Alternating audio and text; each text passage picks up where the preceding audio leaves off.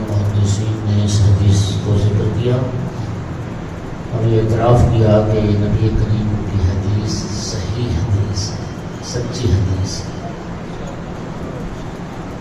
اور اس کی صحت اور صداقت کا اندازہ آپ اس بات سے کریں کہ ہندوستان میں جو تشیع کے رد میں کتاب لکھی گئی محدث دہلوی کی تحفہ اثنا عشریہ، تو اس تحفہ میں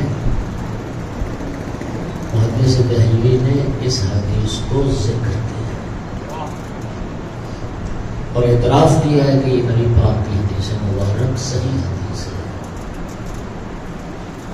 سامعین گرامی، اس حدیث کا جاننا، سمجھنا، غور کرنا ہمارے لیے اس لیے بھی ضروری ہے کہ یہ وہ حدیث ہے جس حدیث میں نبی کریم صلی اللہ علیہ وآلہ وسلم نے قیامت کے دن کامیاب ہونے والوں کا تعارف کروایا، روز قیامت کامیاب ہونے والوں کے بارے میں بتایا ہے۔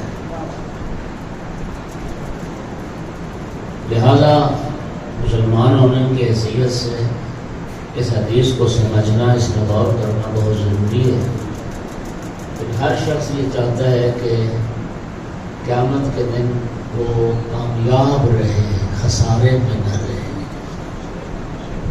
تو سنیے، نبی کریم نے مولا امیر المومنین علیہ السلام کو خطاب کر کے فرمایا، یا علی انت وشیعتک هم الفائزون یوم القیامہ، یا علی قیامت کے دن آپ بھی کامیاب ہیں اور آپ کی راہ پر چلنے والے بھی کامیاب۔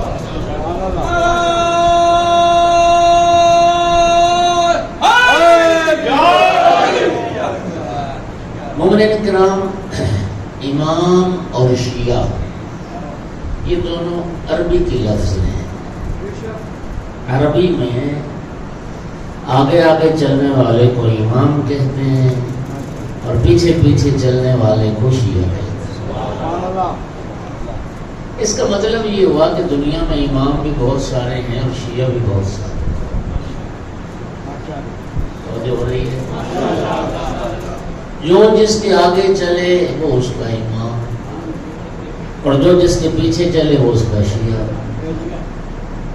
دنیا میں امام بھی بہت سارے اور شیعہ بھی بہت سارے۔ قرآن پاک میں اللہ رب العزت ارشاد فرماتا ہے وَمِنْهُمْ أَئِمَّةٌ يَدْعُونَ إِلَى النَّارِ، قرآن ہے۔ اللہ فرماتا ہے ایسے امام بھی ہیں جو لوگوں کو جہنم کی دعوت دیتے ہیں۔ فَقَاتِلُوا أَئِمَّةَ الْكُفْرِ، ایک مقام پر اللہ فرماتا ہے کفر کے اماموں کو قتل کر دو، مار ڈالو کفر کے اماموں کو۔ اس کا مطلب یہ ہوا کہ کفر کے بھی امام ہوتے ہیں، امام کافر بھی ہوتے ہیں، اور جہنم بلانے والے بھی امام ہوتے ہیں۔ میرے بھائیوں، ہمیں ایک ایسے ہادی امام کی ضرورت ہے جو جنت کی طرف بلائے، اور صرف بلائے نہیں، ہاتھ پکڑ کے جنت لے جائے، اور جنت لے وہی جائے گا جو جنت کا وارث ہوگا۔ اور جنت کے وارث کون ہے؟ پیغمبر نے بتا دیا، الحسن والحسین سیدا شباب اہل الجنہ وابوہما خیر منہما۔ صلوات پڑھ دیں محمد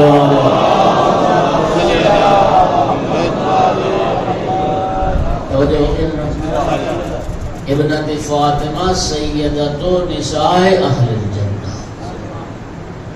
میرے بیٹے حسن اور حسین جوانان جنت کے سردار، ان کے بابا علی ان سے بھی افضل، اور میری بیٹی جنت کی عورتوں کی سردار۔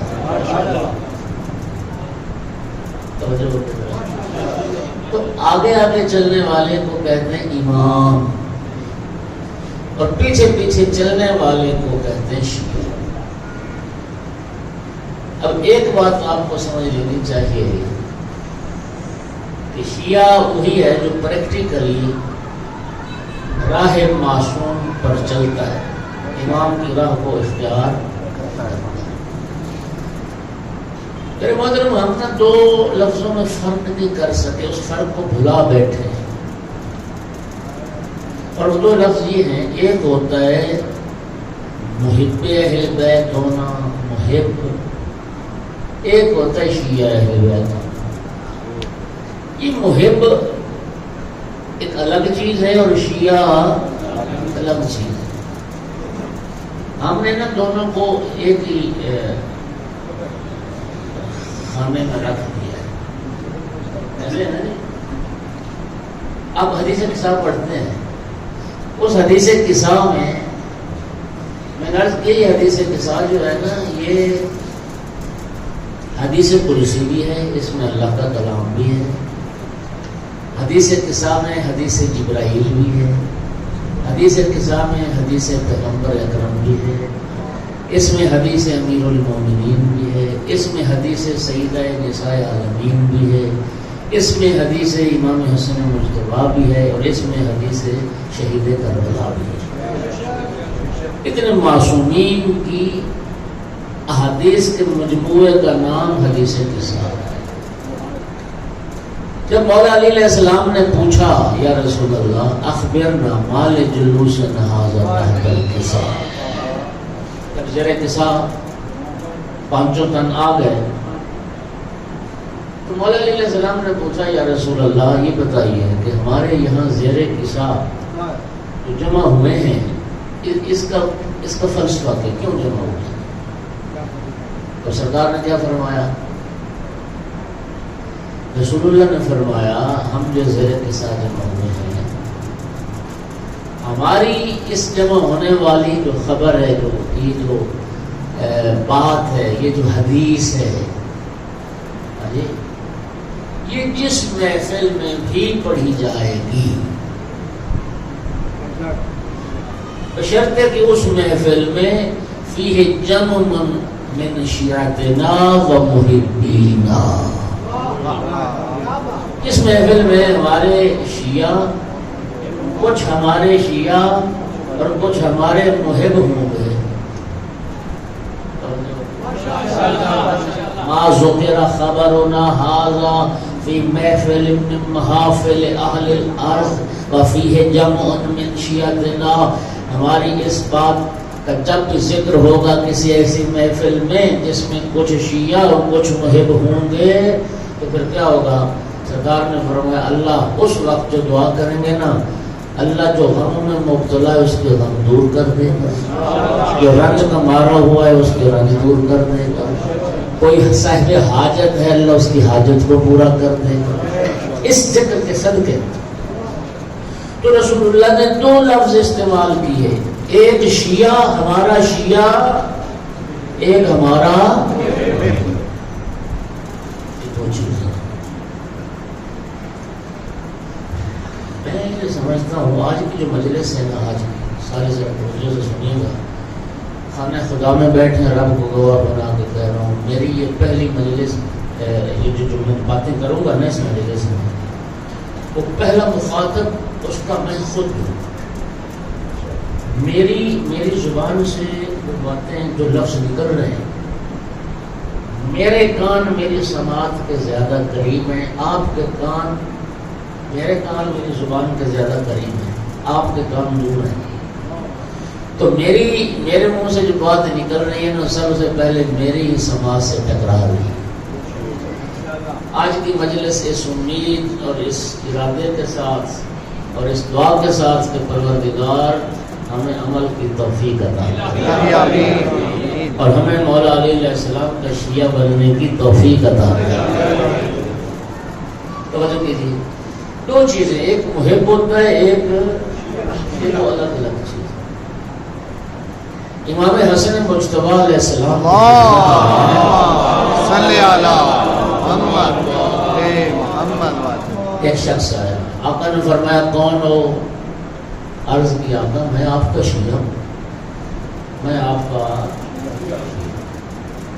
بس امام مجتبیٰ علیہ السلام نے فرمایا ان کنتا فی اوامرنا و زواجرنا مطیعا فصدقت۔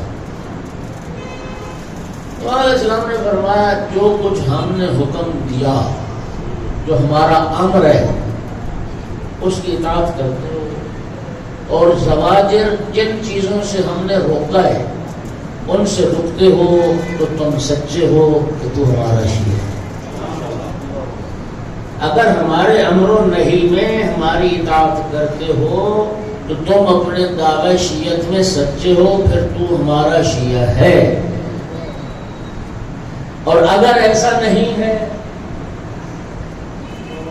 اگر تو ہمارے امر و نہی میں ہماری بات نہیں مانتے ہو، اطاعت نہیں کرتے ہو، جملہ سنیے، خدا کی قسم ہلا کے رکھ دینے والا نے فرمایا اگر تو ہمارا امر و نہی میں مطیع نہیں ہے، فلا تزد فی ذنوبک بدعواک مرتبۃ شریفہ، تو پھر اس عظیم بلند رتبے کا دعویٰ کر کے اپنے گناہوں میں اضافہ نہ کر، پھر اپنے آپ کو شیعہ کہہ کے اپنے گناہوں میں اضافہ نہ کر۔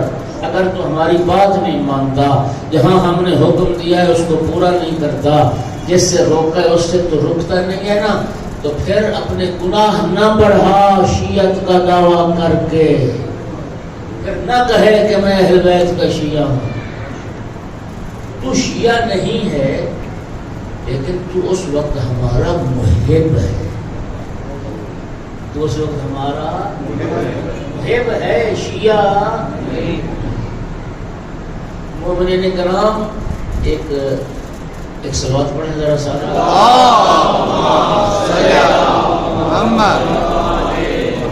عبد الحمید تکبیر، نعرہ رسالت، نعرہ حیدری، حسینیت، یزیدیت، پاک زہرا نے قافلہ اعلان، کھانا لیا اعلان، دربار بلانا لیا اعلان، حضرت جناب سیدہ سلام اللہ علیہ بلند سے بلند تر صلوات۔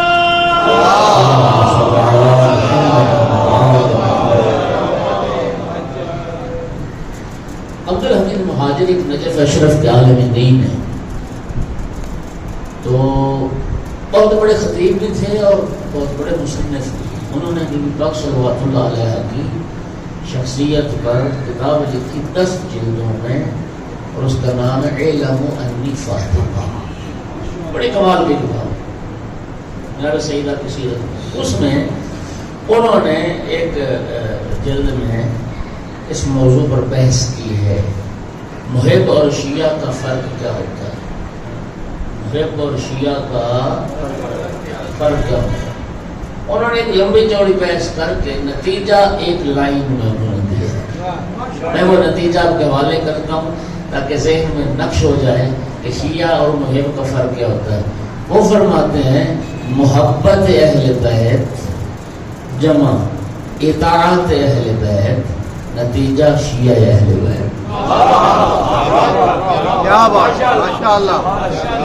کہتے ہیں آل رسول کی جہاں محبت ہے، اس محبت کے ساتھ آل رسول کی فرما برداری بھی آ جائے، آل رسول کی اطاعت بھی آ جائے، تو پھر اس کو شیعت کہتے ہیں، یہ شیعہ کی منزلت۔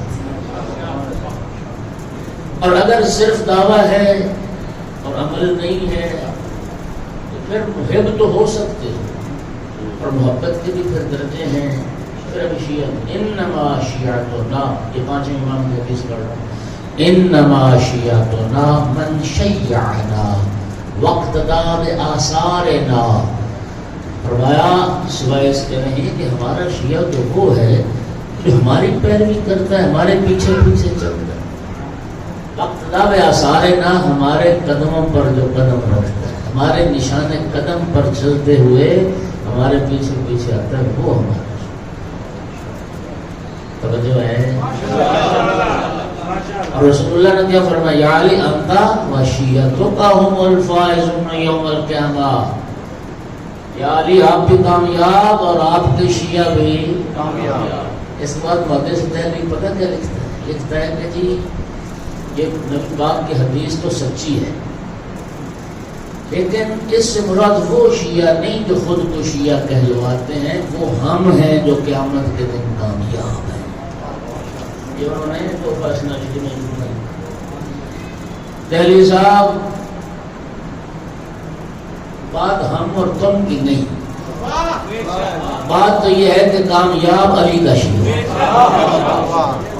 رسول اللہ نے جو فیصلہ فرمایا ہے وہ علی جو خود کو شیعہ کہلوانا ہی پسند نہیں کرتا کامیابی کا خواب کیسے دیکھ سکتا ہے؟ صلوات پڑھو ذرا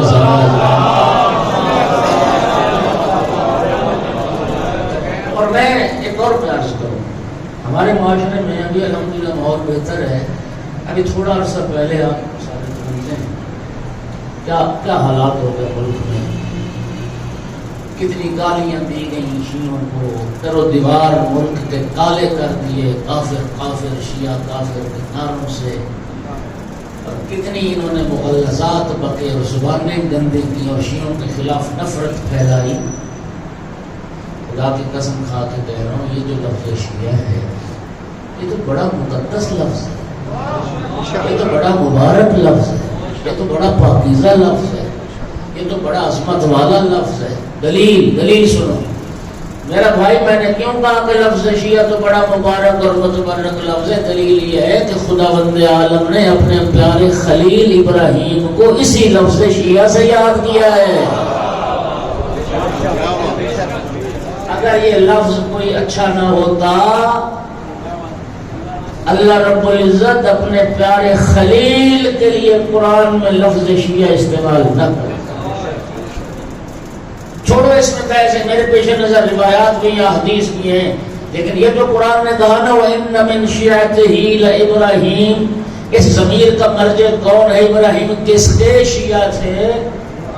یہ اس بات میں کر لیں گے، لیکن یہ تو مان لو نا رب کہہ رہا ابراہیم شیعہ تھا.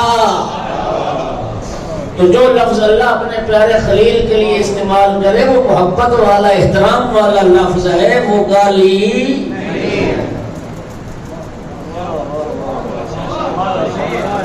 اور یہ لفظ اس لیے بھی محترم مبارک مقدس پاکیزہ ہے کہ خداوند رسول اللہ صلی اللہ علیہ وآلہ وسلم نے قیامت کے دن کامیاب ہونے والوں کو بھی لفظ شیعہ سے یاد کیا.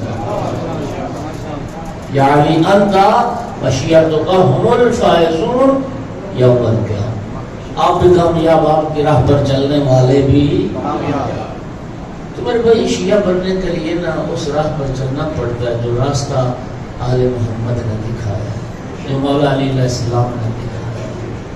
اگر اس راہ پر نہیں چلیں گے نا تو پھر آپ محب کے درجے پر تو ہو سکتے ہیں، شیعہ کے درجے پر. یہ دیکھیے ایک تو میں دوستوں کی اصلاح کرنا چاہوں گا، بلکہ توجہ دلانا چاہوں گا کہ عموماً لوگ کہتے ہیں جی اہل تشیع، یہ اہل تشیع نہیں ہے، لفظ غلط ہے.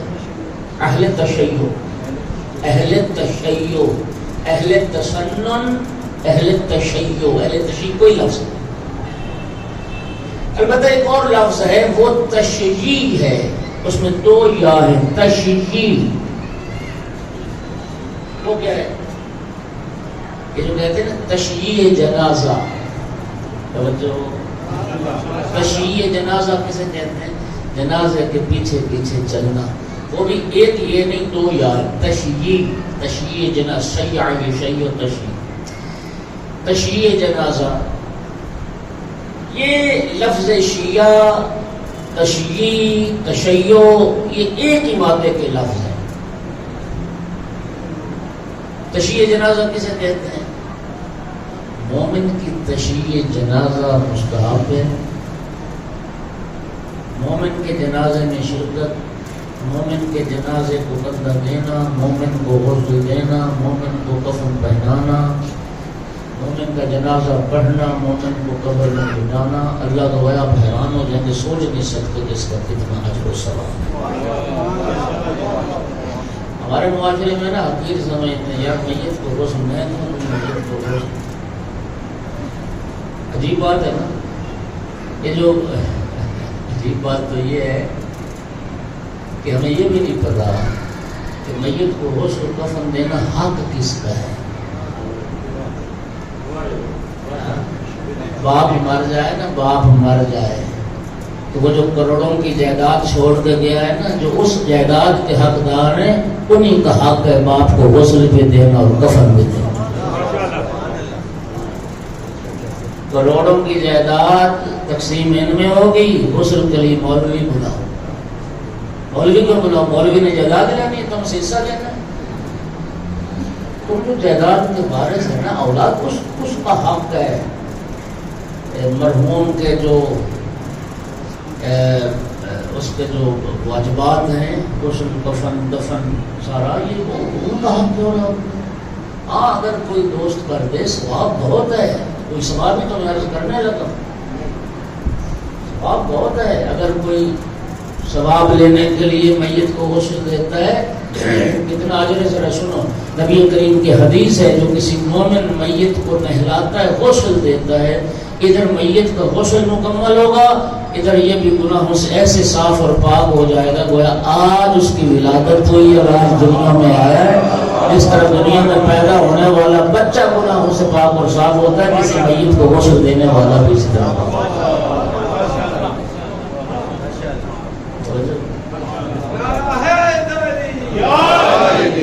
میت کو کفن پہنانا، نا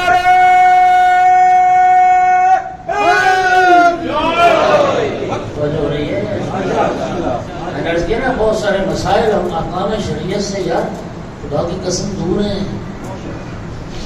عمل کیا ہوگا؟ جب علم ہوگا تو عمل ہوگا نا۔ کل بھی کہا جب میت جب دیکھیں ابھی جب موت کی علامات نمایاں ہونے لگ جائیں اس وقت میت وہ تو بیچارہ مر رہا ہے، اس کو کیا ہے؟ جو آپ رسا ہیں، جو لواحقین ہیں، جو اس شخص کے اوپر موجود ہیں، ان پر واجب ہے اس کو قبلے کی طرف کریں اس کو۔ اب لوگ کہتے ہیں پاؤں قبلے کی طرف، اصل میں مسئلہ یہ ہے پاؤں نہیں، اصل چہرہ قبلے کی طرف ہے۔ آج اگر اسی حالت میں اللہ اسے شفا دے دے۔ اچھا آپ جانتے ہیں کہ جس بندے کا وظیفہ لیٹ کر نماز پڑھنا ہے، سنو ذرا، ایک بندہ کھڑا نہیں ہو سکتا، بیٹھ بھی نہیں سکتا، پھر اس کا وظیفہ دائیں کروٹ لیٹے، نا تو دائیں کروٹ لیٹے پھر ادھر نماز پڑھے۔ ایک بندہ دائیں کروٹ نہیں لیٹ سکتا، پھر وہ بائیں کروٹ لیٹے۔ ایک بندہ بائیں کروٹ لیٹ کے بھی نہیں پڑھ سکتا، پھر اس کو کیسے لٹایا جائے گا؟ سیدھا وہاں اس کے قبلہ کی طرف، کہ اگر اللہ اسی مقام پہ اس کو صحت دے دے تو سیدھا کھڑا ہو جائے، پورا وجود اس کا قبلہ کی طرف۔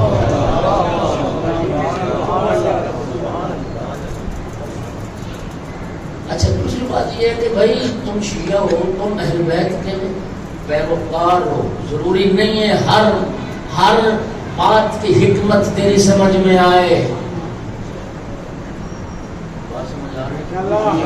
اور میت کے غسل مکمل ہونے تک اسی کیفیت میں اس کو رکھنا ہے۔ جب تینوں غسل مکمل ہوں تو پھر اس کی آپ چینج کر سکتے ہیں، سم تبدیل کر سکتے ہیں، کفن دینا، موت کرنا۔ اچھا پھر ہوتا ہے تشییع جنازہ، جب جنازہ اٹھایا جائے، تشییع جنازہ کسے کہتے ہیں؟ اللہ جانتا ہے مومن کی تشییع جنازہ قدم قدم پہ گناہ معاف ہوتے ہیں اور قدم قدم پہ نیکیاں لکھی جاتی ہیں۔ کوشش کر کے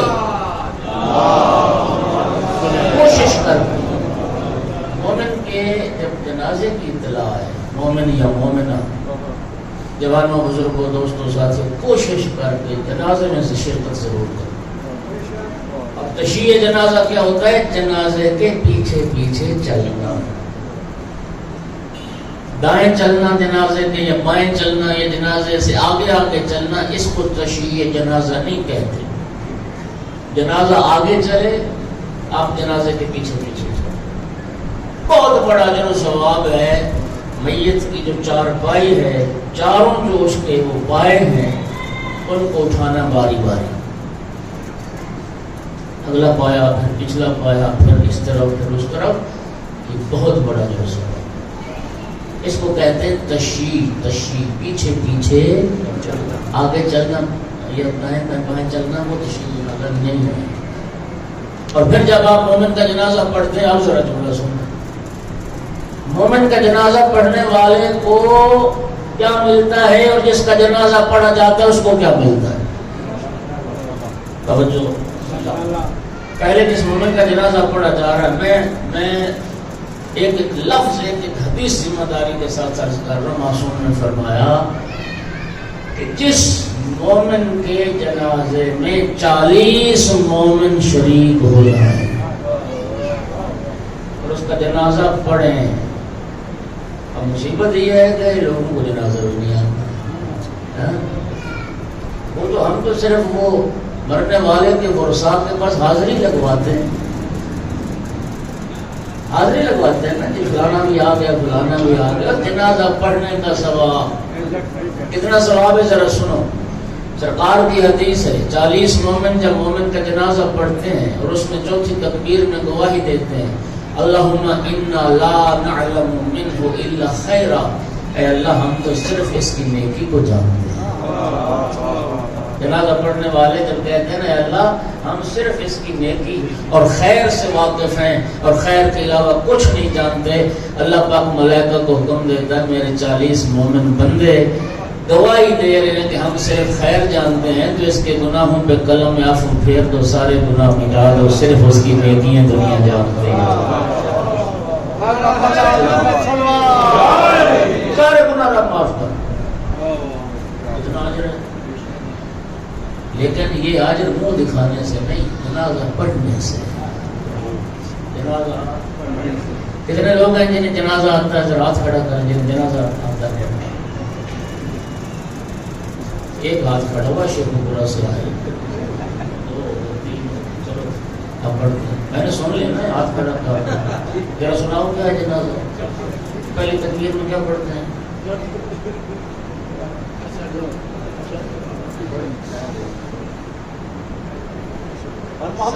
محمد صلوات.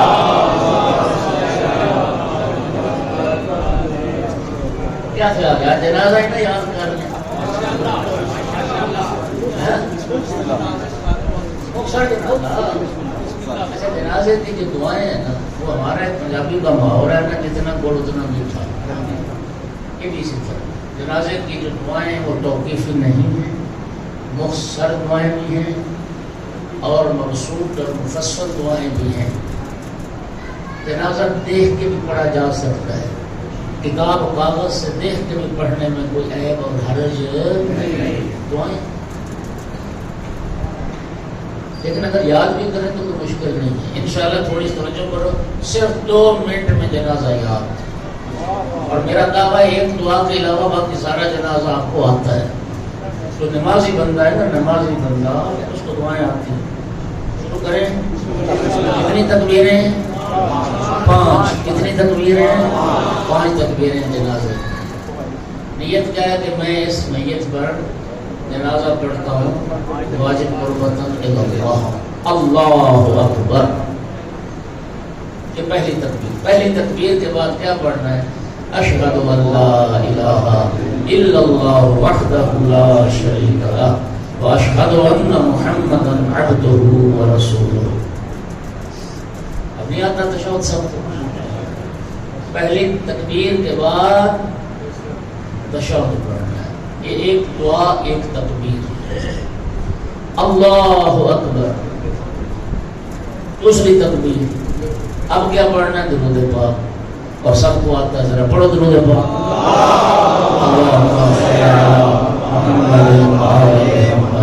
دو تکبیریں 2 دعائیں. تیسری تکبیر اللہ اکبر اللہم اغفر للمؤمنین والمؤمنات. خلاص اتنا کافی ہے. وہ فریضہ ادا ہو جائے گا، وہ واجب ادا ہو جائے گا، وہ ثواب مل جائے گا، وہ اجر حاصل ہو جائے گا اگر اتنا یاد ہو گیا. اب مجھے بتائیے جملہ آپ کو آتا ہے یہ نہیں آتا؟ اللہم اغفر للمؤمنین والمؤمنات. اللہ اکبر. چوتھی تکبیر ہو گئی. اب اس کے بعد اس میت کے لیے دعا کرنی اور اس کا مختصر ترین دعا کیا ہے؟ اللہم اغفر لہذا المیت. اگر مرد کی ہو تو ہاذا، عورت کی ہو تو ہاذہی. اللہم اغفر لہذا المیت اللہم اغفر لہذہ المیت. اللہ اکبر. جنازہ مکمل ہو گیا اور میت کے سارے گناہ معاف ہو.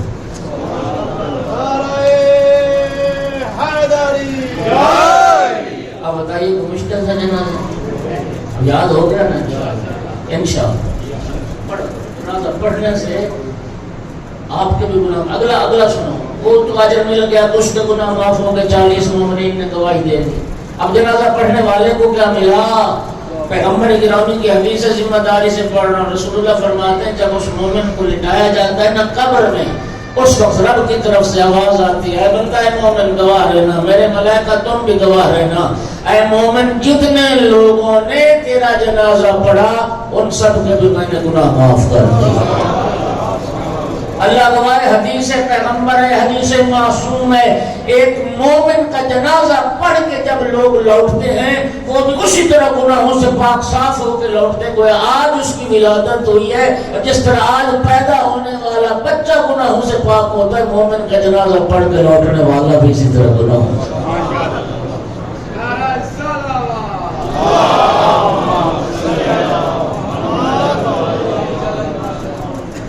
بات سمجھ آئی ہے؟ جنازہ یاد ہو گیا انشاءاللہ. یہ سب کو آنا چاہیے. یہ دو چیزیں ہیں, یہ صرف مولوی نے نہیں, تم نے بھی اجر پانا ہے, تم نے بھی ثواب پانا ہے. بچوں کو یاد ہونا چاہیے. یہ آسان ہے. ہاں اس سے اگر تو زیادہ لمبی دعائیں یاد کر سکتا ہے تو اس میں وہ بھی یاد کرے دعائیں. اچھا اب یہاں میں حدیث پڑھی, اب ذرا میرے ساتھ پرواز کر. کیا فرمایا رسول اللہ نے؟ مومن جس کو لٹایا جاتا ہے نا قبر میں, آواز آتی ہے بندہ مومن جتنے لوگوں نے تیرے جنازے میں شرکت کی میں نے سب کے گناہ معاف کر دیے. اب تمہیں وجہ سمجھ آ جائے گی کہ رسول کی بیٹی نے کیوں منع کیا تھا وہ لوگ نہ آئے میرے جنازے میں. کیا بات, ماشاءاللہ.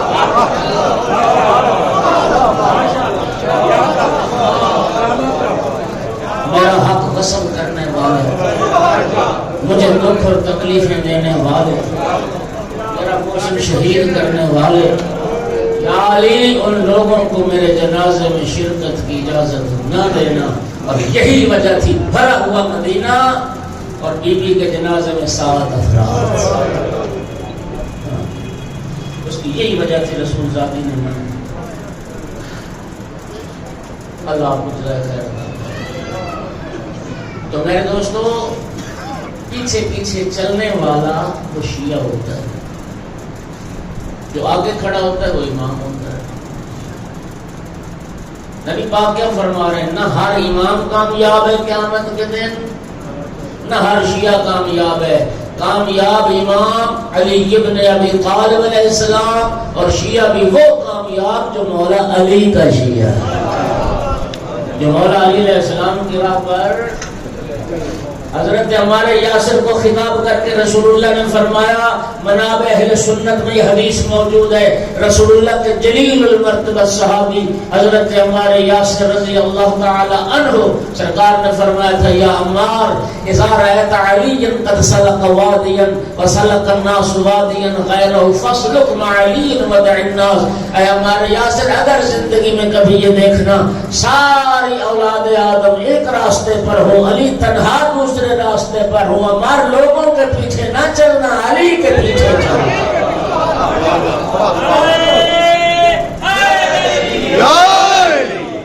علی شہنشاہ, علی شہنشاہ, محمد سرکار ابو طالب علیہ السلام, بلند سے بلند تر صلوات.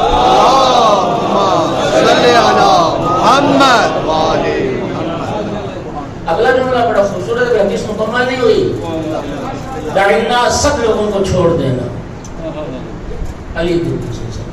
معیار حق, معیار حقیقت مولا علی علیہ السلام کی ذات. حسرت کو نہ دیکھو, علی کو دیکھو. توجہ. اگلا جملہ کیا خوبصورت ہے, فرمایا ہمارے یاسر جو مولا علی کی راہ پر چلتا ہے مولا علی نہ گمراہ ہونے دیتے ہیں نہ ہلاک ہونے دیتے ہیں. مولا علی علیہ السلام نہ گمراہ ہونے دیتے ہیں. اور میرے شیعہ سنی بھائیوں, پیغمبر گرامی کی اس حدیث سے ایک بات واضح ہو گئی, اور وہ یہ ہے کہ ساری دنیا کے لوگ اکٹھے ہو جائیں گمراہ ہو سکتے ہیں, ہدایت وہی ہوگی جہاں علی ہو. ماں کے ساتھ یہ دل بولا, علی مولا, علی مولا, تیرا مولا میرا مولا. فلک مولا علی مولا علی مولا نعرہ حیدری یا علی یا علی یا علی مدد حق حیدر نہ پورا ہونے دیتے ہیں نہ ہلاک ہونے دیتے ہیں. اور پھر بڑے بڑے لوگوں نے نہیں کہا لولا علی لہذا کا عمر علی نہ ہوتا میں ہلاک ہو جاتا.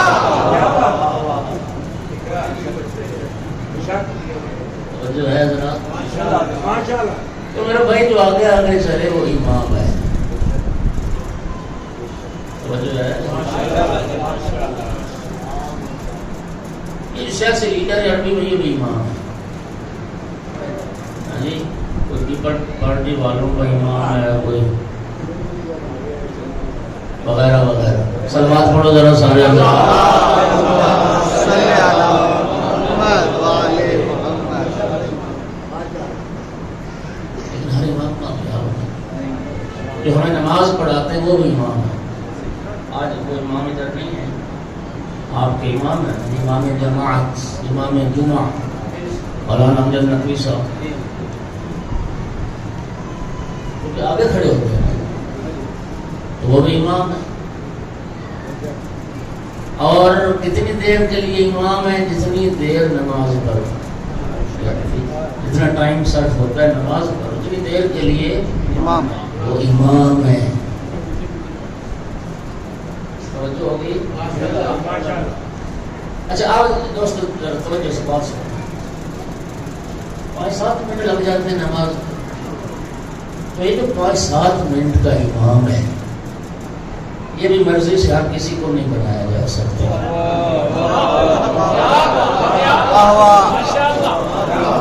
اب بھائی اب رسالہ عملیہ ہماری فقہ کی کتابیں دیکھ لیں تو پیش نماز کی شرائط ہیں.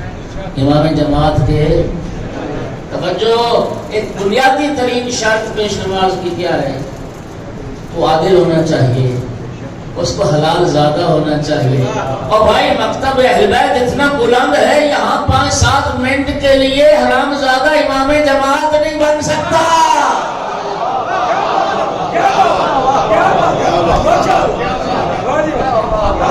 باقی تو پھر آپ سمجھ لیں. سلوات پڑھو ذرا سارے.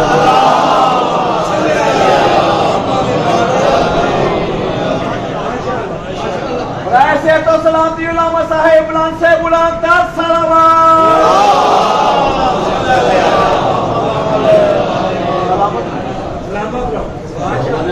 پتہ نہیں کیا کیا بنا ہے. امام جماعت کی شرائط ہے عادل ہونا چاہیے, حلال زیادہ ہونا چاہیے, شیعہ اثنا عشری ہو, مسائل شریعت جانتا ہو, قرت اس کی ٹھیک ہو, معاشرے میں اخلاق کے حوالے سے شہرت اچھی ہو. اچھا اب ذرا اگلی بات سنیں. اسے شریعت 5-7 منٹ کا امام کہتی ہے. اس کی مخالفت سے عمل باطل ہوتا ہے اور اس کی مخالفت حرام ہے.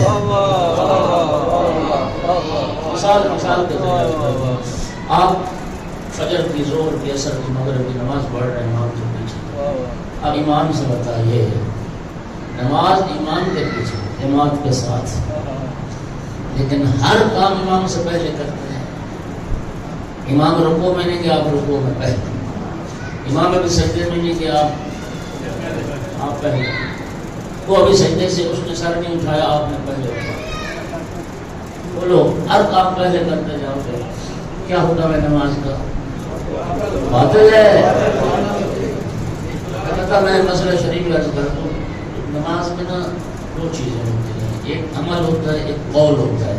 یعنی کچھ پڑھنا بھی ہوتا ہے اور کچھ اعمال بھی کرنے ہوتے ہیں. یہ جو قول ہے نا, قولی حرکت, پڑھنے میں علیہ السلام پڑھنا, تشہد پڑھنا, دعا پڑھنی, ذکر سجدہ پڑھنا, ذکر رکوع پڑھنا, وہ اگر آپ امام سے پہلے پڑھ لیں تو اس میں کوئی حرج نہیں ہے.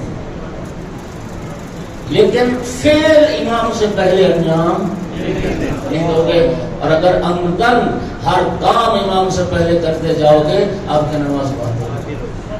توجہ کیجیے گا. نماز باطل ہو جائے گی کیونکہ آپ امام کی اقتدا نہیں کر رہے. اقتدا کا مطلب کیا ہوتا ہے؟ نہ بہت پیچھے رہ جاؤ کہ نہ امام سے آگے بڑھو.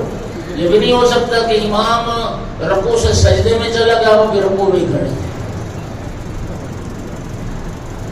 امام کو دوسرے کتابوں میں پہلے میں بیٹھ گئے نہیں. نہ بہت پیچھے رہنا اور نہ امام سے آگے بڑھنا.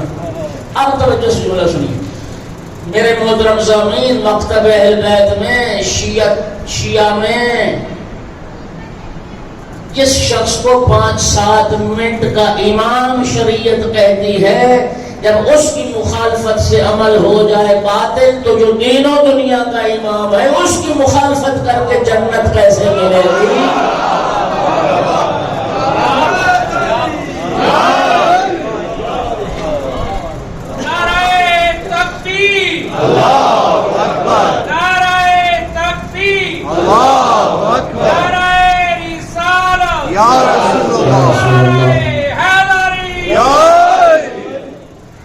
اس کی مخالفت کر کے جنت ہے.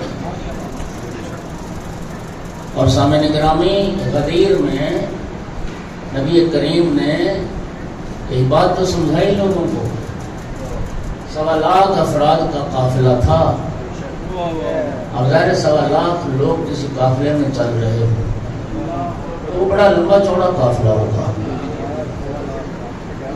اور جب حکم آ گیا یا ایھا الرسول بلغ ما انزل الیک، نبی کریم نے قافلے کو روکنے کا حکم دیا. جناب بلال سے فرمایا حی علی خیر العمل کی اذان دو، صدا بلند کرو. حی علی خیر العمل کی اذان دی گئی. جو آگے بڑھ گئے تھے ان کو واپس بلایا گیا، جو پیچھے رہ گئے تھے ان کو ساتھ ملایا گیا. اگلے پچھلے سارے اکٹھے کر کے پھر نبی پاک نے مولا امیر علیہ السلام کی ولایت کا اعلان فرمایا. من کنت مولا فہذا علی المولا.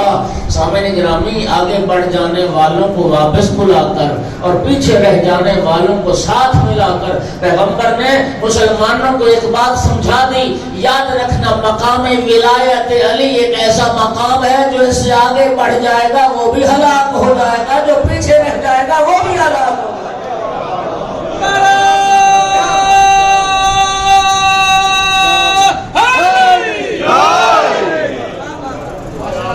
کوئی شے ہلاکت سے بچا سکتی ہے تو امیر المومنین علیہ السلام کی ولایت کا کٹھا ہونا بچا سکتی ہے. اور علامہ علی نقی نے بڑا خوبصورت جملہ لکھا ہے. وہ فرماتے ہیں حی علی خیر العمل او بہترین عمل کی طرف. اس اذان کے بعد، اس آواز بلند ہونے کے بعد پھر مولا علی علیہ السلام کی ولایت کا اعلان کرنا. فرماتے ہیں یہ دلیل ہے اس بات کی پیغمبر کی نگاہ میں کوئی خیر العمل ہے تو مولا علی علیہ السلام کی ولایت پر جمع ہونا ہے. ولایت پر جمع ہونا. اللہ تعالی ہمیں ہماری نسلوں کو شیعہ بنائے انشاءاللہ.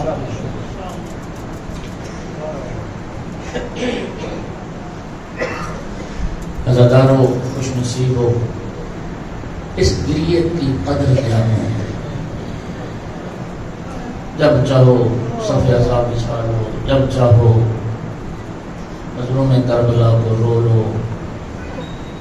اس گریت کی کوئی قدر و قیمت جاننا چاہتا ہے تو آقا ذاتی زینب سے پوچھو.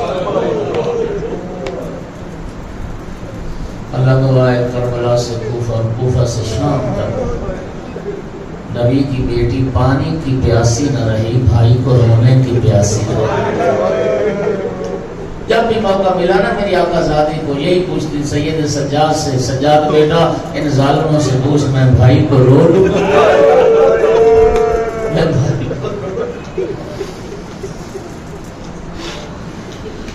رسول اللہ نے فرمایا وہ آنکھ قیامت کو نہیں روئیں گی جو دنیا میں میرے حسین کو روئے.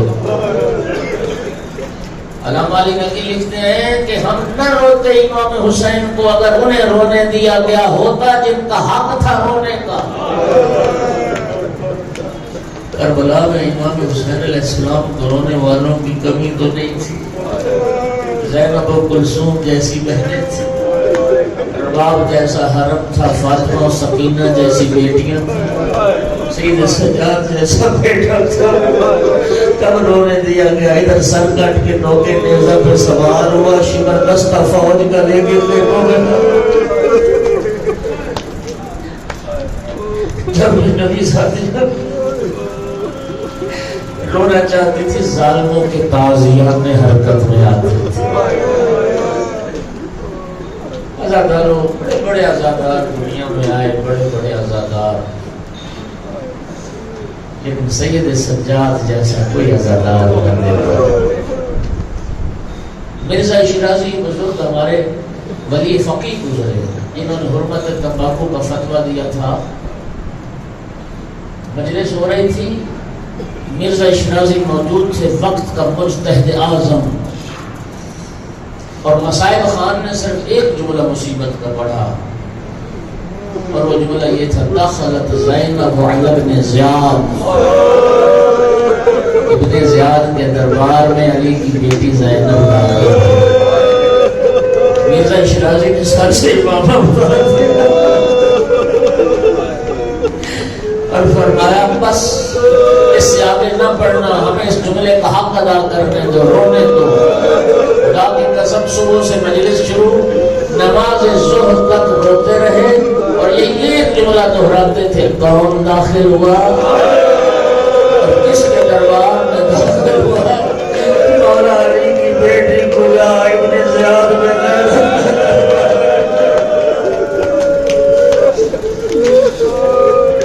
بڑے بڑے ازادار دنیا میں آئے، لیکن سید سجاد جیسا کوئی ازادار نہیں۔ امام سجاد علیہ السلام کے زیارت نامے میں جملہ السلام علیکہ یا رئیس البقائین، اے سب سے زیادہ رونے والوں کے سردار، آپ پر ہمارا سلام۔ بانیان بیٹھے ہو نا، علماء و ذاکرین کو بلاتے ہو، ہماری مجلس کا نام مجلس عزا ہے، ہم رونے کے لیے مجلس بپا کرتے ہیں، ہماری صف عزا کہلاتی ہے، ہم رونے کے لیے جمع ہوتے ہیں، رسول ذاتی کو پرسہ پیش کریں، رسول اللہ کو پرسہ پیش کریں۔ علماء و ذاکرین کو بھی اس لیے بلایا جاتا ہے، آل محمد کے دکھ سنائیں، آل محمد کے مسائل سنائیں، تاکہ ہم رو سکیں، نبی ذاتی کی بارگاہ میں پرسہ پیش کریں۔ لیکن خدا جانتا ہے، مولا سجاد علیہ السلام واقعہ کربلا کے بعد 35 سال زندہ رہے، اور 35 سال روتے رہے، اور 35 سال خون روتے رہے۔ اور امام سجاد علیہ السلام کے رونے کے لیے کسی ذاکر عالم کے مسائل پڑھنے کی ضرورت نہیں تھی۔ آقا کا دن روزے میں گزرتا تھا، افطار کا وقت آتا تھا، غلام خدمت میں پانی لا کے رکھتا، پانی پہ نگاہ پڑتے رونے لگ جاتے، فرماتے کیف اشرب الماء وقد لعبی یمشارا، میں کیسے پیوں، میرا پاپا تو پیاسا مارا گیا۔ غلام خدمت میں کھانا لا کے رکھتا، نگاہ پڑتے رونے لگ جاتے، کیف آکل وقد لعبی جایا، میں کیسے کھاؤں، میرا پاپا تو بھوکا مارا گیا۔ من حال کوفی آیا، حال کوفی عرض کیا تھا بس کریں، کب تک روئیں گے؟ ابھی وہ وقت نہیں آیا آپ کا گریہ ختم ہو جائے، آپ کے آنسو تھم جائیں۔ آقا نے فرمایا من حال، تو نے قرآن پڑھا ہے؟ جی آقا پڑھا ہے۔ فرمایا یعقوب کا ایک یوسف نگاہوں سے اوجھل ہوا تھا۔ قرآن کہتا ہے وَبِيَضَّتْ عَيْنَاهُ مِنَ الْحُزْنِ فَهُوَ قَصِيرٌ، اتنا روئے حضرت یعقوب، بینائی ختم ہو گئی۔ فرمایا میں نے تو 18 فخر یوسف خانے کر لیا، آپ کو خون میں گلدان دیکھے۔ پھر آج کرتے آقا پھر کیا ہوا؟ شہادت تو آپ کے گھرانے کی میراث ہے، جناب عبیدہ آپ کے شہید، جناب حمزہ آپ کے شہید، علی آپ کے شہید۔ آقا آپ کا گھرانہ تو شہیدوں کا گھرانہ ہے، شہادت آپ کی میراث ہے۔